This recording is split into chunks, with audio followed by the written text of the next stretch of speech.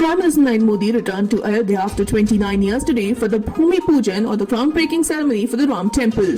PM Modi in a golden kurta and white dhoti offered prayers and laid the foundation stone for the Grand Temple at the site believed to be the birthplace of Lord Ram. The groundbreaking ceremony marks the formal launch of the temple's construction promised by the ruling Bharatiya Janata Party nearly 3 decades earlier.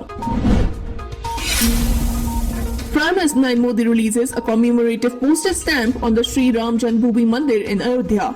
President of Ram Mandir Trust Nitya Gopal Das, UP CM Yogi Adityanath, UP Governor Anandiben Patel and RSS Chief Mohan Bhagwat were also present with him. PM Modi began his address at the Ram Temple ceremony with chants of Ram Chandra Ji Ki Jai, Jai Siya Ram. He said country is emotional today.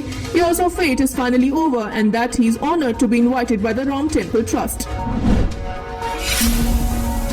On the big Ram Temple Bhumi Pujan today in Ayodhya, Finance Minister Nirmala Sitharaman showcased a rangoli or kolam on Lord Ram made at the little temple at her place. She tweeted that in many homes, a rangoli or a kolam is made afresh each day with rice powder. This today in the little temple at my place. The centre has accepted the Bihar government's request recommending a Central Bureau of Investigation inquiry into Sushant Singh Rajput's death case. The Supreme Court was informed on Wednesday. While appearing before the Supreme Court, Solicitor General Tushar Mehta said the centre has given its nod for CBI probe into the matter. The Apex Court is hearing Riya Chakrabarti's petition seeking transfer of investigation in the case registered against her from Patna to Mumbai.